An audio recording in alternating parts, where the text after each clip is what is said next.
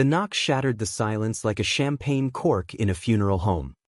3 sharp raps, hesitant but insistent, echoing off the marble-floored hallway of the Plaza Hotel. I froze, my bare feet sinking into the plush carpet, heart slamming against my ribs like it wanted out. It was 2:17 a.m. The city outside my window a glittering smear of Manhattan lights, horns blaring faintly like distant regrets. Jordan's wedding reception had wrapped hours ago, white tux, champagne toasts, his bride's laughter ringing through the ballroom like crystal shattering on tile. I'd slipped out early, couldn't stomach the vows. Not when I knew what they buried. I yanked the door open, and there he was. Jordan Hill, my best friend since freshman orientation at NYU. The guy who'd shared my dorm bunk, my first joint, my secrets. But not all of them. Not the one that clawed at my chest every time his knee brushed mine under a bar table. He stood there in his half-undone bow tie, tux jacket slung over one shoulder, shirt unbuttoned to reveal the faint scar from that stupid skateboarding wipeout in Central Park when we were 20. His hazel eyes, usually so steady in a courtroom, were bloodshot. But sweat beaded on his forehead despite the AC's chill bite. He smelled like bourbon and her perfume, something floral. Expensive? Alex, he breathed, voice cracking like gravel under tires. His hand hovered, almost touching my arm, then dropped. I couldn't. I stepped aside, wordless. Because what the hell do you say when the groom crashes your pity party? He stumbled in, collapsing onto the velvet chaise by the window, the city lights carving shadows across his face. I shut the door soft, like closing a coffin lid. The room felt smaller now, air thick with the ghost of our history. That faint hum of the mini-fridge, the distant wail of a siren, it all amplified the pounding in my ears. Pour me drink? His eyes pleaded, but he didn't ask. I grabbed the half-empty bottle of scotch from the minibar, the glass clinking like bones. Handed it over. Took a swig. The amber liquid burning down his throat with an audible gulp. I sank onto the bed, sheets still warm from my fitful nap, watching him. Good. He looked wrecked. Beautifully, heartbreakingly wrecked. 29 years old. Top-tier lawyer at some Chicago firm. The kind of guy who could charm a jury or a boardroom with that crooked smile. And me? 20. Scraping by as a freelance photographer, chasing light in dive bars and back alleys. Lens always angled at the broken edges of things. We'd built walls between us after college, him heading west for stability, me staying east, pretending distance killed the ache. But it never did. Why are you here? Jordan? My voice came out rough, scraped raw from the lie I'd swallowed at the rehearsal dinner. Congrats? Mun. She's perfect for you. Bullshit. She'd smiled at me all night, oblivious, her veil like a shroud over what we could have been. He set the glass down, fingers trembling just enough to rattle the ice. Leaned forward, elbows on knees, head in hands. A sigh escaped him, long and ragged, like wind through cracked timber. The cake cutting. Rice thrown like confetti grenades. It was all perfect. Textbook.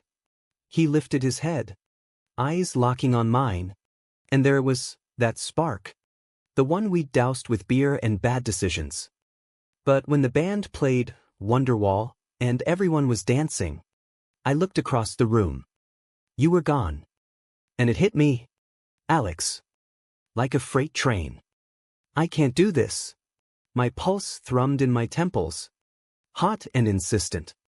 I wanted to cross the room, pull him up, taste the scotch on his lips, feel his stubble rasp against my jaw like it had that one rain-soaked night in Brooklyn. 4 years buried under just bros being brothers. But I stayed put, fingers digging into the duvet. You said your vows? Jordan. In front of God. Family. 500 witnesses. Emily's waiting back at the suite, probably in that lace number, wondering where her husband vanished to. He flinched, like I'd slapped him. Stood up abrupt, pacing the room in tight circles, wingtips scuffing the rug. The city lights flickered across his profile, strong nose, that faint freckle above his lip I'd memorized in stolen glances. Husband, he spat, the word bitter as battery acid. Yeah. That's the punchline. I walked down that aisle thinking it'd fix me. Make me normal. Dad's golf buddies slapping my back. Mom tearing up over grandkids that won't look like us. But every I do echoed like a lie. And you? Alex. You're the truth I can't outrun. Rain started pattering against the window then, soft at first, then building to a steady drum, like applause for our unraveling. I rose, closing the gap between us, close enough to feel the heat radiating off him, smell the starch in his shirt mixed with his skin, that clean, soapy scent I'd wake up craving after our road trips. Our breaths synced, shallow and uneven. His hand found my waist. Tentative. Thumb brushing the hem of my tee, sending sparks skittering up my spine. I didn't pull away. Couldn't. Remember sophomore year? He murmured. Voice low. Gravelly. Like he was confessing to a priest. That party at the loft in Williamsburg. Too much tequila. Fire escape under the stars. You said, what if we're more than this? And I laughed it off. Called it the booze talking. His fingers tightened, bunching fabric. But it wasn't. It was us. Always has been. The memory flooded back. Vivid as a flashbulb, the fire escape's cold metal biting our palms. City haze thick with weed smoke and possibility. His laugh rumbling deep, then fading into silence as our shoulders pressed together. I leaned in, heart hammering, lips inches from his. But he turned away, muttering about finals, and we'd clinked bottles instead. Buried it deep, like radioactive waste. Let it fester. He dated girls, sweet, safe ones. I hooked up with guys in shadows, never letting it stick. We texted memes at 3 a.m. Crashed weddings as plus ones, but never crossed that line again. Until now. I cupped his face, rough with evening stubble, thumb tracing that freckle. His eyes fluttered shut, a soft exhale ghosting my wrist. Jordan, I whispered, the name a prayer and a curse. Our foreheads touched, noses brushing, the world narrowing to this, his warmth, the rain's rhythm, the faint creak of the chaise as his free hand gripped the back for anchor. Then his mouth was on mine, fierce, desperate, tasting of salt and scotch and years of was. I kissed back hard, hands fisting his shirt, pulling him flush against me. He groaned low, a sound that vibrated through my chest, raw and animal. We stumbled toward the bed, shedding layers like old skin, bow tie fluttering to the floor. My tee yanked over my head, his belt buckle clinking free. Sheets tangled around us, bodies moving with the urgency of a storm breaking. His hands mapped me like a lawyer prepping a case, deliberate, reverent, fingers tracing the curve of my hip, the dip of my spine. I arched into him, nails digging into his shoulders, drawing a hiss from his lips. The rain pounded harder, mirroring the slap of skin, our gasps punctuating the thunder. Alex, he panted against my neck, voice muffled, breaking. I love you.